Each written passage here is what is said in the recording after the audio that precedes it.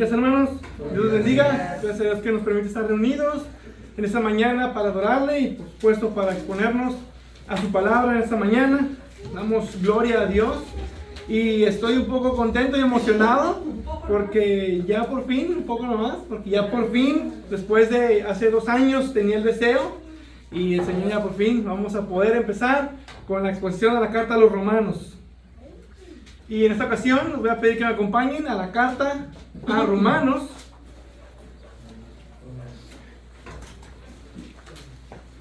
Vamos a estudiar esta preciosa y completa carta de Pablo a los Romanos. Y en esta ocasión vamos a estar haciendo una introducción a esta epístola y no vamos a leer toda la carta como normalmente lo hacemos con cartas más pequeñas. Voy a estar seleccionando pasajes, los que puedan seguirme, me siguen. Voy a estar diciéndoles capítulo y versículo para que puedan leer junto conmigo. Les recuerdo también que tengo la versión de la Nueva Biblia de las Américas, por si ven diferencias en sus versiones. Entonces vamos a empezar en Romanos capítulo 1, versículo 1. Si me acompañan a Romanos capítulo 1, versículo 1. Vamos a estar saltando diferentes pasajes. Dice la palabra de Dios, Romanos 1:1. Pablo, siervo de Cristo Jesús, llamado a ser apóstol, apartado para el evangelio de Dios. Luego en el versículo 7. A todos los amados de Dios que están en Roma, llamados a ser santos, gracia y paz a ustedes de parte de Dios nuestro Padre y del Señor Jesucristo. Versículo 15.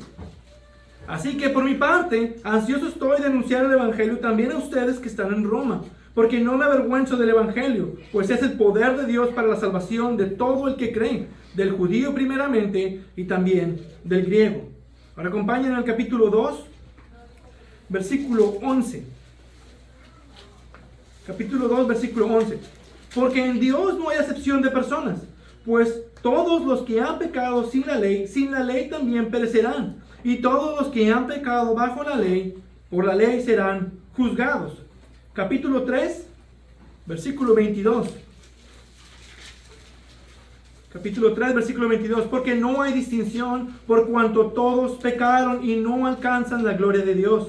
Todos son justificados gratuitamente por su gracia, por medio de la redención que es en Cristo Jesús, a quien Dios exhibió públicamente como propiciación por su sangre a través de la fe, como demostración de su justicia, porque en su tolerancia Dios pasó por alto los pecados cometidos anteriormente, para demostrar en ese tiempo su justicia, a fin de que Él sea justo y sea el que justifica al que tiene fe en Jesús. Capítulo 5, versículo 1. Capítulo 5, versículo 1. Por tanto, habiendo sido justificados por la fe, tenemos paz para con Dios por medio de nuestro Señor Jesucristo, por medio de quien también hemos obtenido entrada por la fe a esta gracia en la cual estamos firmes y nos gloriamos en la esperanza de la gloria de Dios. Capítulo 6, versículo 17. Capítulo 6, versículo 17.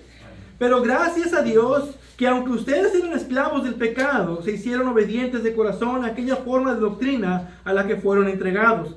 Y habiendo sido libertados del pecado, ustedes se han hecho siervos de la justicia. Capítulo 6, versículo 23. Porque la paga del pecado es muerte, pero la dádiva de Dios es vida eterna en Cristo Jesús, Señor nuestro.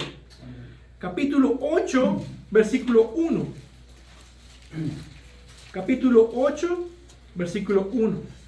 Por tanto, ahora no hay condenación para los que están en Cristo Jesús, los que no andan conforme a la carne, sino conforme al Espíritu. Capítulo 8, versículo 28. Capítulo 8, versículo 28. Y sabemos que para los que aman a Dios, todas las cosas cooperan para bien. Esto es, para los que son llamados conforme a su propósito. Porque los que de antemano conoció, también los predestinó a ser hechos conforme a la imagen de su Hijo, para que Él sea el primogénito de entre muchos hermanos. A los que predestinó, a estos también llamó. A los que llamó, a estos también justificó. A los que justificó, a estos también glorificó. Capítulo 9, versículo 14. Capítulo 9, versículo 14. ¿Qué diremos entonces? ¿Que hay injusticia en Dios? De ningún modo, porque Él dice a Moisés: tendré misericordia del que yo tenga misericordia, y tendré compasión del que yo tenga compasión. Así que no depende del que quiere ni del que corre, sino de Dios que tiene misericordia. Capítulo 12, versículo 1. Capítulo 12, versículo 1. Por tanto, hermanos, les ruego por la misericordia de Dios que presenten sus cuerpos como sacrificio vivo y santo, aceptable a Dios, que es el culto racional de ustedes. Y no se adapten a este mundo, sino transfórmense mediante la renovación de su mente, para que verifiquen cuál es la voluntad de Dios, lo que es bueno, aceptable y perfecto. Capítulo 13, versículo 10. Capítulo 13, versículo 10. El amor no hace mal al prójimo. Por tanto, el amor es el cumplimiento de la ley. Capítulo 14, versículo 1. Capítulo 14, versículo 1. Acepten al que es débil en la fe, pero no para juzgar sus opiniones. Versículo 7 del capítulo 14 dice: porque ninguno de nosotros vive para sí mismo, y ninguno muere para sí mismo. Pues si vivimos, para el Señor vivimos, y si morimos, para el Señor morimos.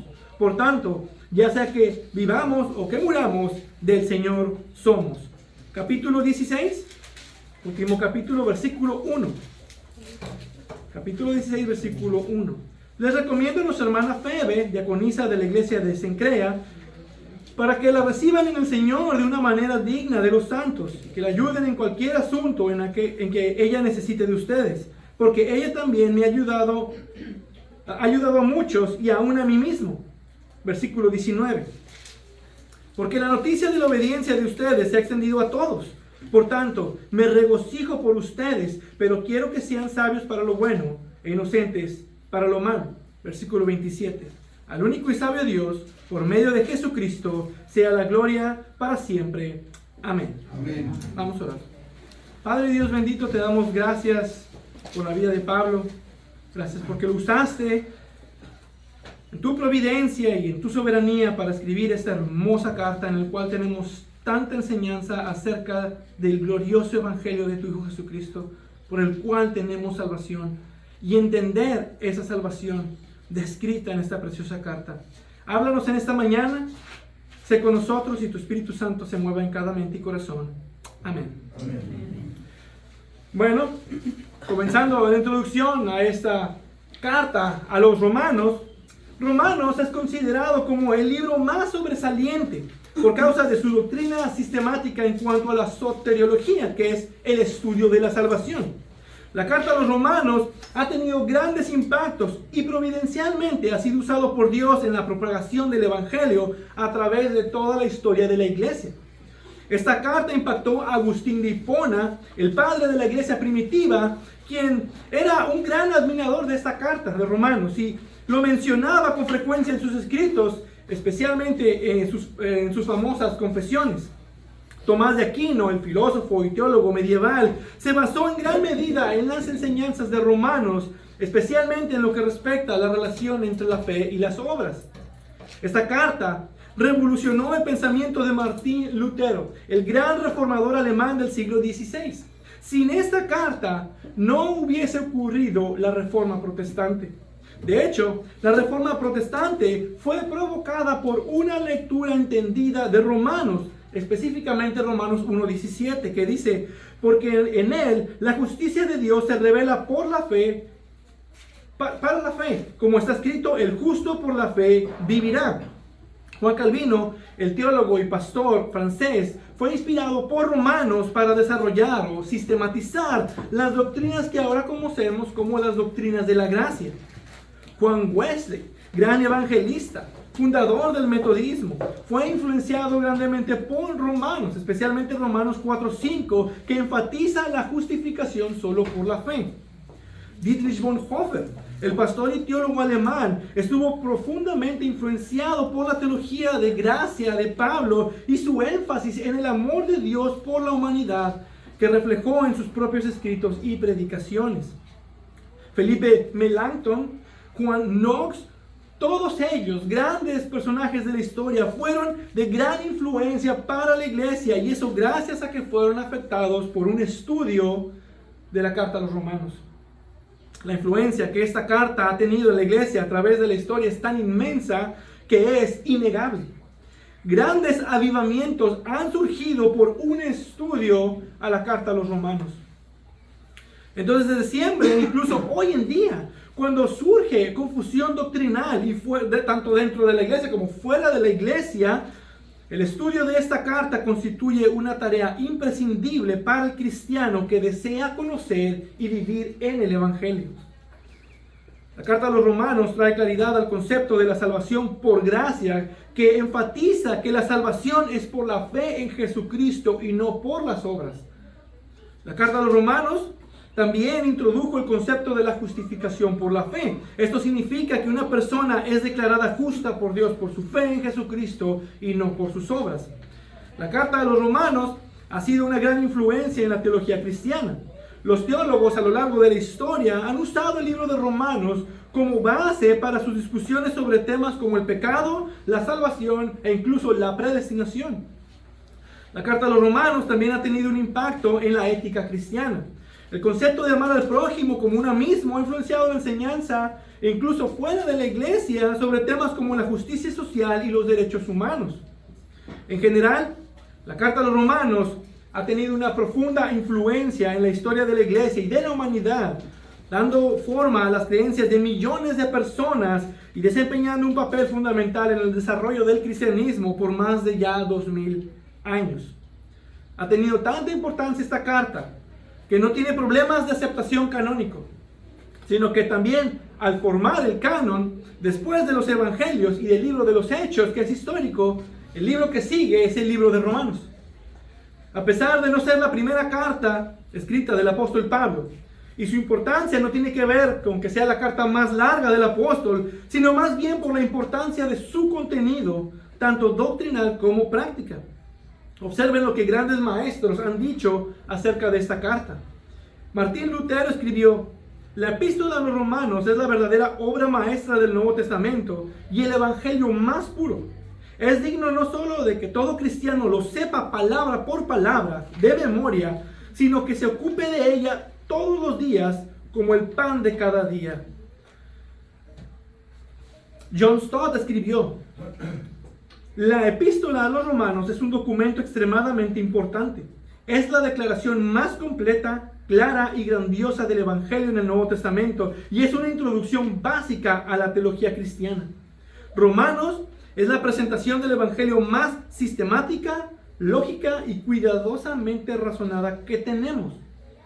Martin Lloyd-Jones escribió: siento que la epístola a los romanos no es simplemente el libro más importante del Nuevo Testamento, sino uno de los libros más importantes de toda la literatura. Si entiende Romanos, revolucionará su vida cristiana.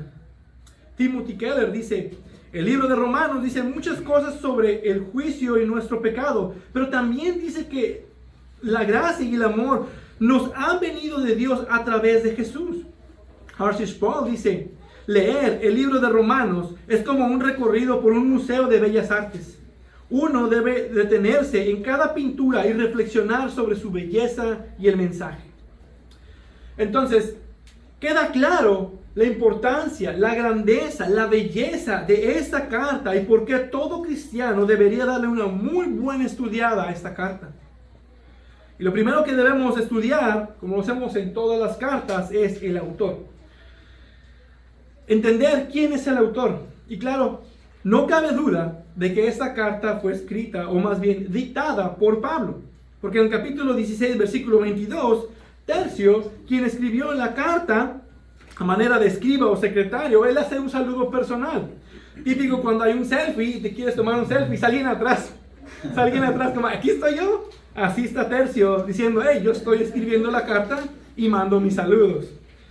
Pero no hay duda de que Pablo fue quien por medio de Tercio escribió la carta. Él fue el autor y la mente principal de esta carta. La misma carta de hecho nos da evidencias de la autoría de la carta. En primer lugar, en el capítulo 1, versículo 1, se identifica como Pablo y como apóstol.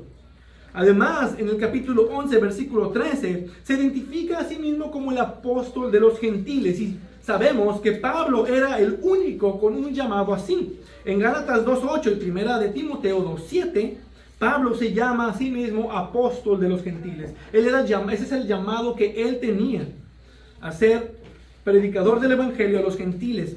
Y en el capítulo 15, versículo del 15 al 20, Pablo describe ese ministerio al que fue hecho apóstol. Dice: pero les he escrito con atrevimiento sobre algunas cosas, es decir, la carta de los romanos, para así hacer que les recuerden otra vez, por la gracia que me fue dada por Dios, para ser ministro de Cristo Jesús a los gentiles, ministrando a manera de sacerdote el evangelio de Dios, a fin de que la ofrenda que hago de los gentiles sea aceptable, santificada por el Espíritu Santo. Podemos observar por el estilo también y el contenido de la carta que manifiestan una paternidad paulina. No hay duda de que Pablo es el autor, pero también hay evidencias externas. Se le reconoce como autor por Clemente Romano, Ignacio, Justino Mártir, Policarpo, Hipólito, Irineo, Tertuliano, San Agustín, etcétera, etcétera. Todos los padres de la iglesia primitiva lo reconocían como autor. No hay duda. La pregunta entonces es: ¿quién era este Pablo? El nombre hebreo de Pablo era Saúl. Y al igual que el primer rey de Israel, Pablo era de la tribu de Benjamín. Pablo es un nombre griego y también era un ciudadano romano. Yo creo que por esta razón Pablo se identifica y tenía una carga y una estima por esta iglesia en Roma. Se estima que Pablo nació en el tiempo aproximado, en el tiempo que Jesús nació, en la ciudad de Tarso, que era una ciudad importante en la provincia de Cilicia, que ahora conocemos como Turquía. Pablo pasó gran parte de su infancia en Jerusalén. Fue enseñado por el gran distinguido maestro y rabino Gamaliel. Pablo hace mención en Hechos capítulo 23, versículo 6, que viene de una línea de fariseos, lo cual nos hace pensar que muy probablemente su padre era fariseo y hasta su abuelo era fariseo. Una familia, un linaje de fariseos.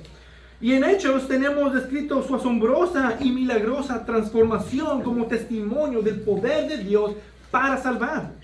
Él iba camino a Damasco para arrestar y poner a muerte a los cristianos. Y en el camino, siendo confrontado por Cristo, en el mismo camino, él se convierte al Señor. Ahí más o menos por el año 33-34 después de Cristo, él se convierte a Cristo. Y la misma fe que él persiguió, ahora comenzó a predicar. El mismo Cristo que él perseguía, ahora se volvió su amo, su Señor y su Dios. Él tuvo un cambio radical, un verdadero arrepentimiento, una fe genuina que lo llevó a dar su vida por este Cristo que tanto persiguió.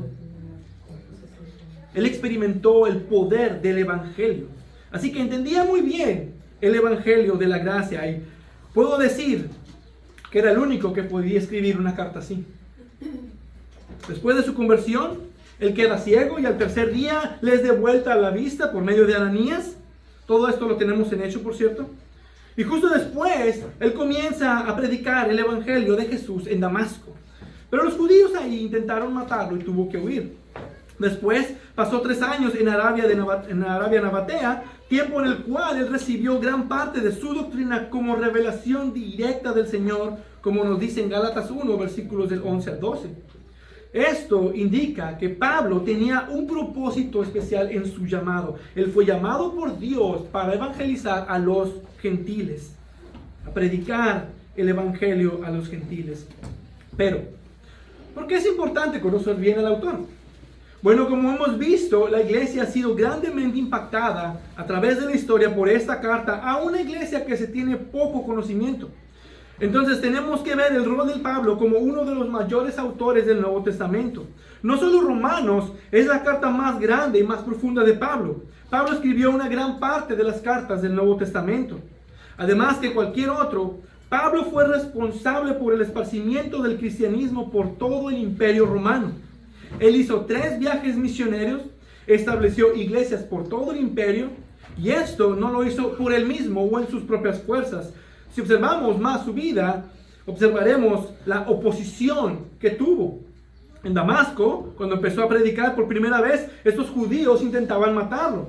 Fue falsamente acusado por judíos en Jerusalén, salvajemente golpeado por una multitud enfurecida, apedrado. 5 veces recibió 39 azotes, naufragó, fue encarcelado varias veces. Esa es la oposición a la cual Pablo se enfrentó. Pablo no vivía para él, sino que vivió para Cristo y para predicar su evangelio. Después de su naufragio, cuando era enviado a Roma para su encarcelamiento final, se le permite tener su propia casa en el cual él podía recibir visitas para predicar el evangelio. Podemos recordar que Pablo escribió desde esa casa la carta a Filemón. Hechos capítulo 28, versículos 30 al 31 dice: Pablo se quedó por 2 años enteros en la habitación que alquilaba y recibía a todos los que iban a verlo, predicando el reino de Dios y enseñando todo lo concerniente al Señor Jesucristo con toda libertad, sin estorbo. Con este pasaje me deja a mí que Dios le concedió a Pablo conocer a esta iglesia de Roma, que lo visitaban y que iban a escucharlo con mucha más enseñanza de la que tenemos aquí en la carta que les dejó, la carta a los romanos.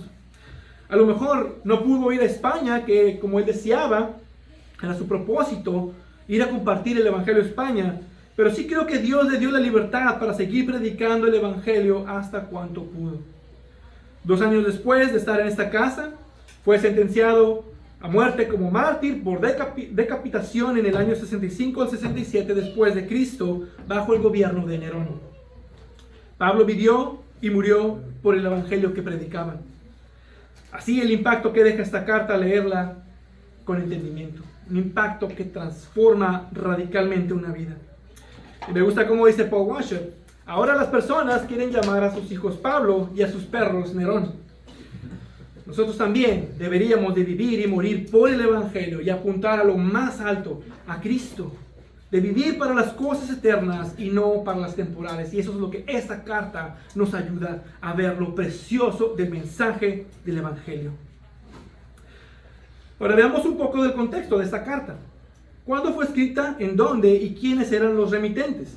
Es ampliamente creído que esta carta fue escrita en el invierno del año 57 o primavera del 58, al final del tercer viaje misionero de Pablo. Poco después de haber escrito su segunda carta a los tremendos corintios y antes de realizar su viaje a Jerusalén, en Hechos 20 y 21, el cual iba para entregar la ofrenda que él había recolectado de las iglesias para ayudar a los pobres en la iglesia de Jerusalén.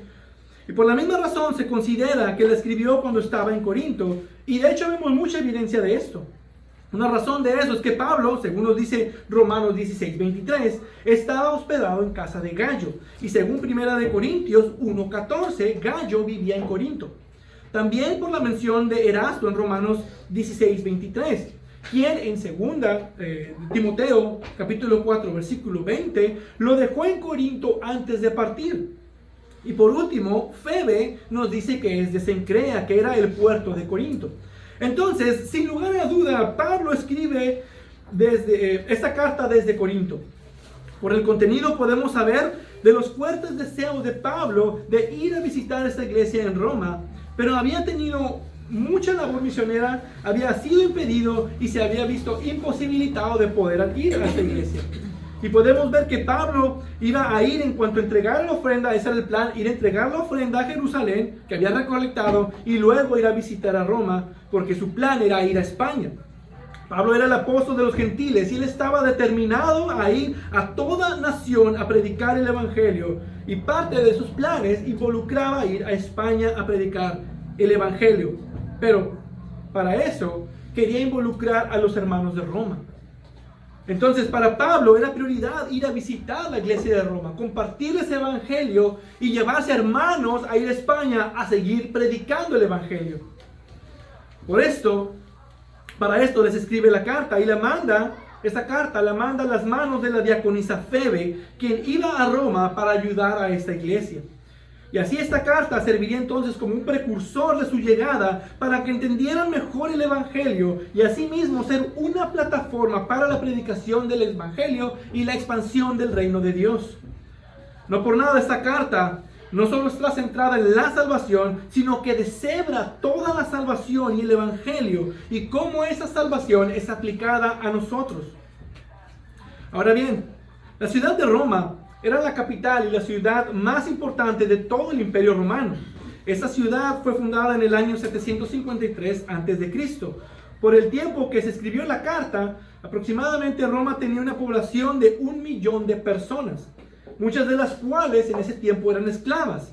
La esclavitud era algo muy común en ese tiempo en Roma. Roma tenía impresionante arquitectura y edificios tales como el Palacio del Emperador, el Circo Máximo, el Coliseo, entre muchos otros edificios. Y durante este tiempo, el Imperio Romano estaba en la cima de su poder y gloria, controlando mucha parte de Europa, el Medio Oeste y el norte de África. Los emperadores tales como Nerón, quien estaba en su poder mientras escribió esta carta, gobernaba con absoluto poder y autoridad, era despiadado y era cruel. Y claro que en ese tiempo todos se oponían al Evangelio, tanto judíos, fariseos y Roma se oponían al Evangelio. Los cristianos eran enfrentados seguidos con resistencia, con persecuciones, cárcel, crueldad, como poner a cristianos crucificados y encendidos para iluminar las calles de Roma, o ponerlos en los coliseos con leones hambrientos para ser devorados. A pesar de esto, el cristianismo comenzó a esparcirse aún más a través de todo el imperio. Y ahí podemos ver el poder del Evangelio y el poder de Dios a través de su palabra. El mensaje del Evangelio no puede ser detenido por manos humanas. Ni el imperio más poderoso de ese tiempo, ni las personas más influyentes, ni los gobiernos actuales, ni ningún otro poder o autoridad podrán acabar con el mensaje del Evangelio. Porque el Evangelio, dice, es el poder de Dios para salvación de todo el que cree en Jesús. Y bien, reconocemos que esta carta estaba destinada a la iglesia que estaba en Roma, y por ende el nombre de la carta. Según datos históricos, la iglesia de Roma fue fundada aproximadamente en el año 42 después de Cristo. Esta iglesia no fue fundada por Pablo. De hecho, Pablo no conocía a estos creyentes. Él conocía a algunos de ellos, y lo vemos por el capítulo 16, porque habían sido enviados allá, así como lo fue enviado Febe. También algunos creen que Pedro pudo haber sido su fundador y que permaneció en el servicio de esa iglesia por 25 años. Y claro, la Iglesia Católica Romana usa justo esto con otras ideas raras para apoyar la creencia del papado. Pero esa teoría presenta un serio problema. Pablo no menciona a Pedro en el capítulo 16, donde menciona a 29 personas por nombre en la iglesia de Roma, y Pedro ni sus luces. Y eso deja claro que Pedro no estaba en Roma. Pero otra teoría, que suena más viable, dice que esta iglesia de Roma nació por personas convertidas en el día de Pentecostés y que después viajaron a su ciudad, a la ciudad de Roma. De hecho, en Hechos capítulo 2, versículo 10, cuando estaba predicando, dice que había viajeros de Roma. Vinieron de Roma y se convirtieron por el sermón de Pedro y deseaban regresar a casa para compartir el Evangelio, y ahí nace la iglesia de Roma. Esta parece ser la razón más factible de cómo surgió esta iglesia. Parece también por el contenido de la carta y en su explicación tan profunda del Evangelio que esta iglesia tenía problemas entre judíos y cristianos. Aunque algunos aluden a que el tema de todas maneras se tenía que tocar, aunque no hubiera tales problemas, porque esta iglesia estaba conformada tanto por judíos y como gentiles. Independientemente si esta iglesia tenía problemas o no, parece más bien que el propósito principal no era corregir asuntos prácticos o doctrinales, como en la mayoría de las cartas paulinas, sino más bien tenía necesidad de escuchar doctrina evangélica y vida práctica en el Evangelio. Y aunque no los conocía personalmente Pablo, él sabía que lo que ellos necesitaban escuchar, y es lo que siempre hacía de todas formas. Como les dice a los Corintios: porque nada me propuse saber entre ustedes excepto a Jesucristo y este crucificado.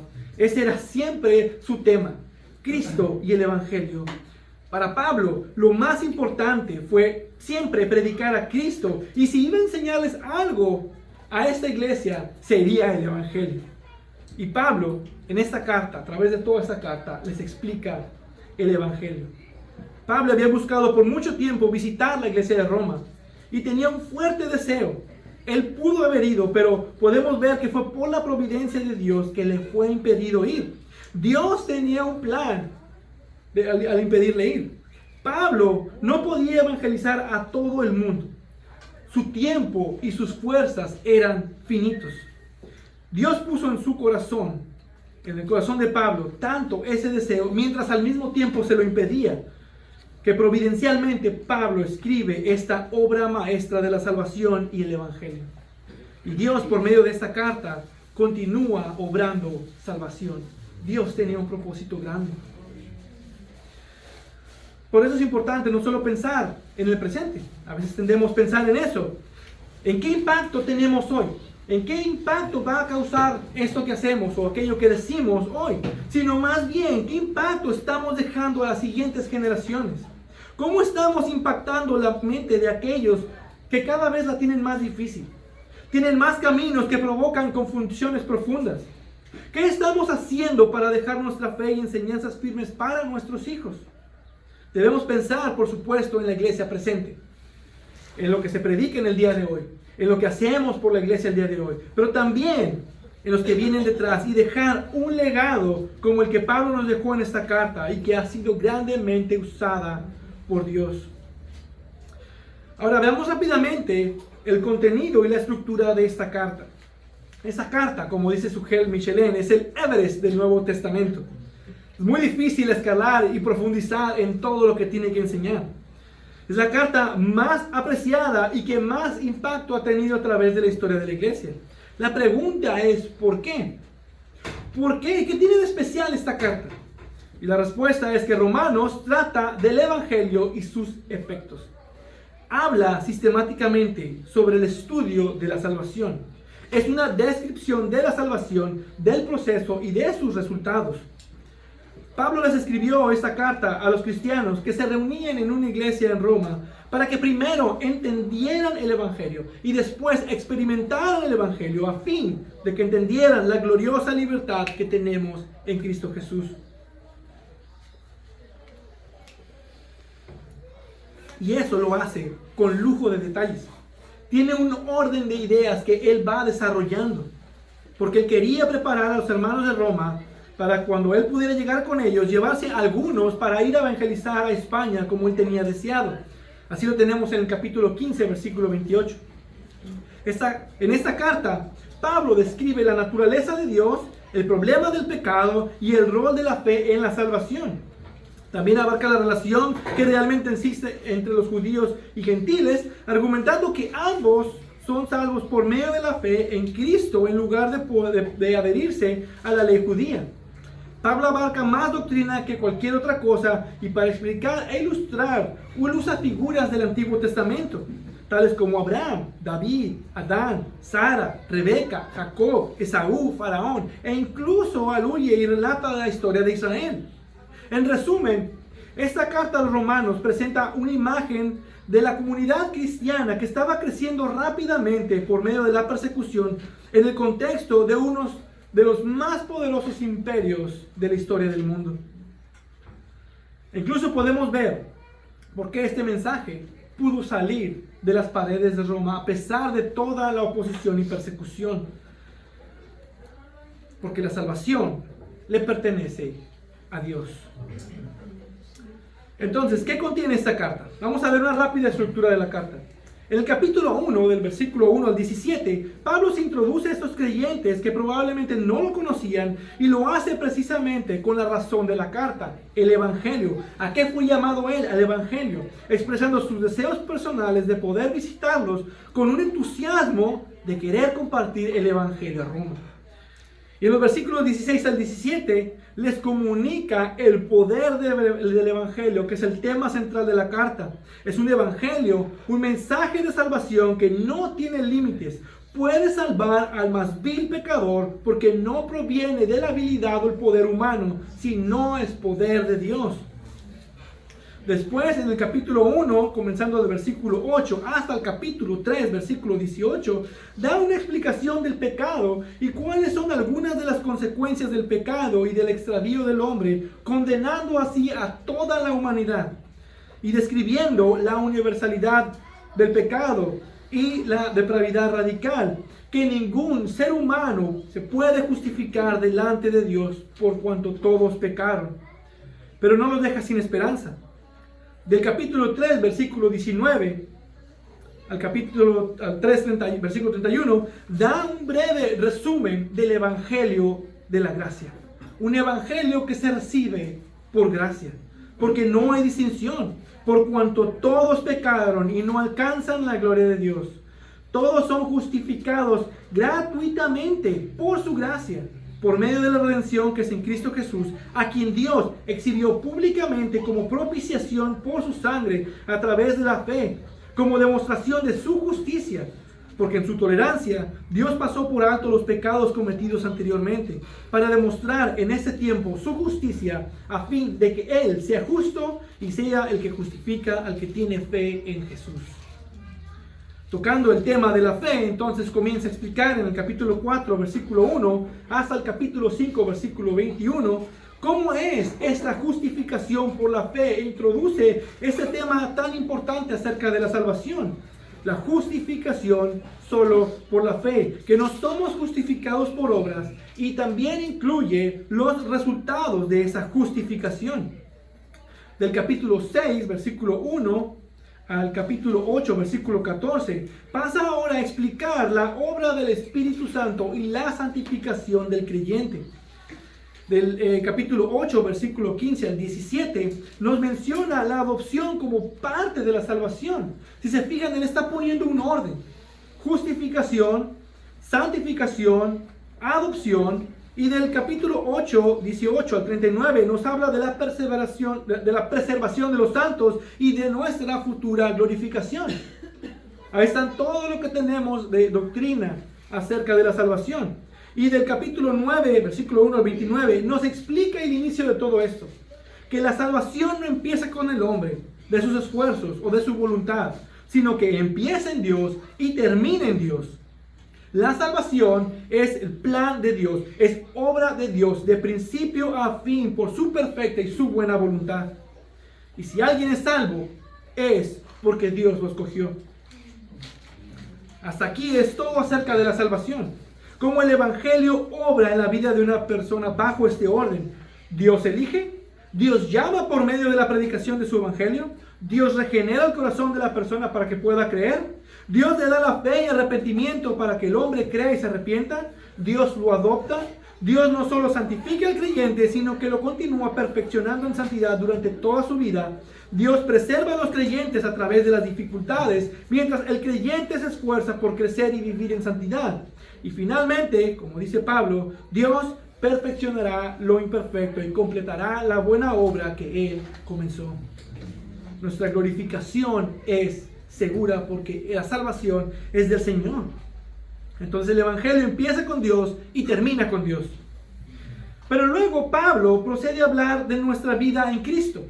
Ahora, como creyentes, ¿cómo se ve esa nueva vida? Del capítulo 9, versículo 30 al capítulo 11, versículo 36, explica cómo este evangelio que acaba de explicarles es tanto para judíos como para gentiles. Del capítulo 12, versículo 1 al 13-14, nos habla de la nueva conducta que debe caracterizar a un creyente, a alguien que ha recibido esta salvación, y cómo debemos estar transformando nuestras mentes y corazones con la palabra.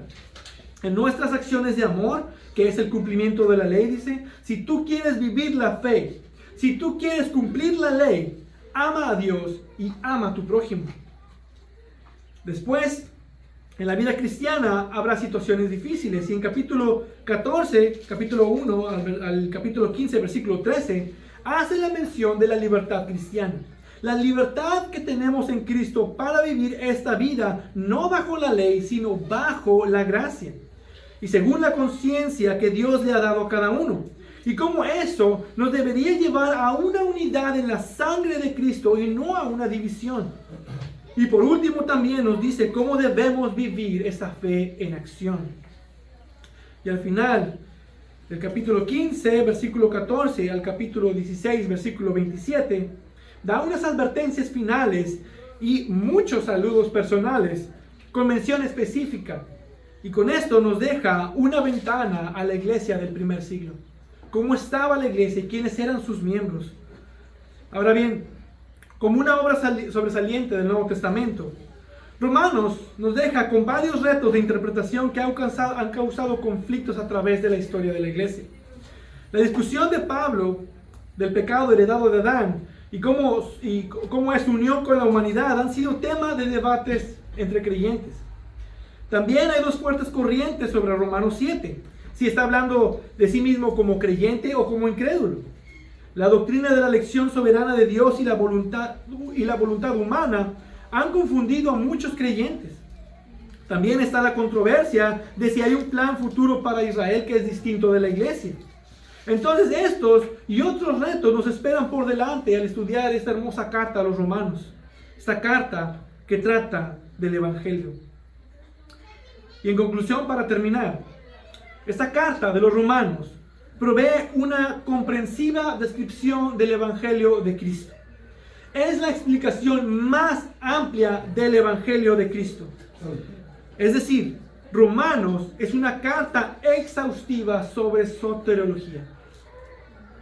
Es un estudio detallado de la salvación y cómo esa salvación es aplicada al creyente. Por eso vemos su importancia y el impacto que ha tenido a través de la historia. Y contiene temas desde la universalidad del pecado, el poder del Evangelio, la persona y obras de Cristo, el poder transformador del Espíritu Santo, hasta la nueva vida del creyente. El mensaje de esta carta resuena para todos los seres humanos, sin importar su trasfondo, estatus, y nos llama a todos a responder al llamado de Dios para salvación solo a través de la fe en su Hijo Jesucristo. Es el mensaje principal de toda la Biblia, para gloria de Dios y para beneficio de los seres humanos.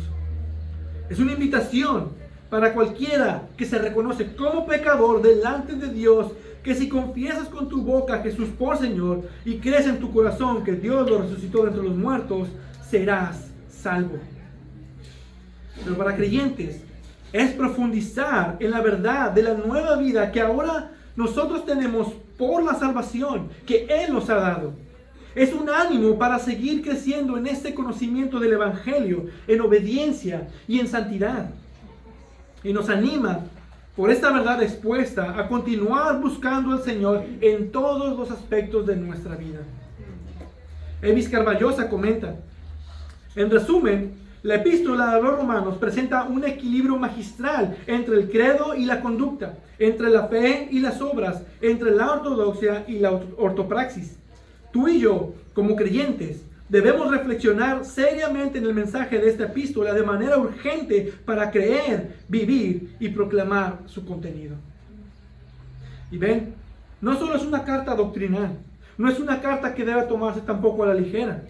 Hay mucho que profundizar sobre esta epístola, porque al final de cuentas, esta es una carta sobre Cristo. Cristo es el centro del Evangelio. Es por la fe en Cristo, es por la obra de Cristo. En Cristo tenemos salvación y solo por Cristo es aplicada esa salvación a nosotros por medio del Espíritu Santo.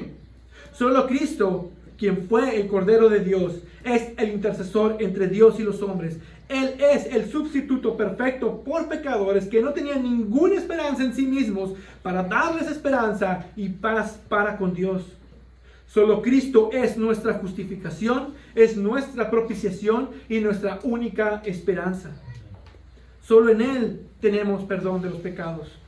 Solo en Él tenemos entrada a una nueva vida, solo por gracia, a través de la fe. Amén. Padre Dios bendito, te damos gracias por tu precioso y glorioso Evangelio. Gracias por la obra de tu Hijo Jesucristo.